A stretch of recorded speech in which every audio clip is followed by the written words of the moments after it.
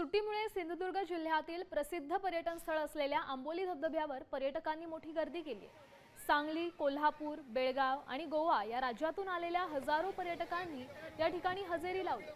दाट धुकं, पाऊस आणि कोसळणारा धबधबा यामुळे इथलं निसर्ग सौंदर्य आणखी खुललंय। या मनमोहक वातावरणाचा आनंद लुटण्यासाठी पर्यटकांची एकच लगबग पाहायला मिळते। आम्ही गोव्याहून आलो आहे आणि वन विभागाची सावंतवाडीहून आम्ही गाडी हायर केली आहे सफारी आणि खूप दिवसापासून आमचा प्लॅन होता आंबोलीत वन विभागाच्या गाडीमधून फिरायचं। सो आज तो सक्सेसफुल झाला आहे आणि आम्हाला खूप मजा येते।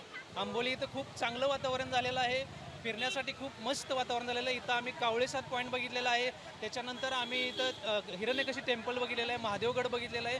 खूप चांगलं वातावरण झालेलं आहे, आपण पण येऊन इथं एन्जॉय करू शकता। साम टीव्ही मला बघायला आवडतो, कारण त्यावर दाखवल्या जाणाऱ्या बातम्या रिलेट करतात।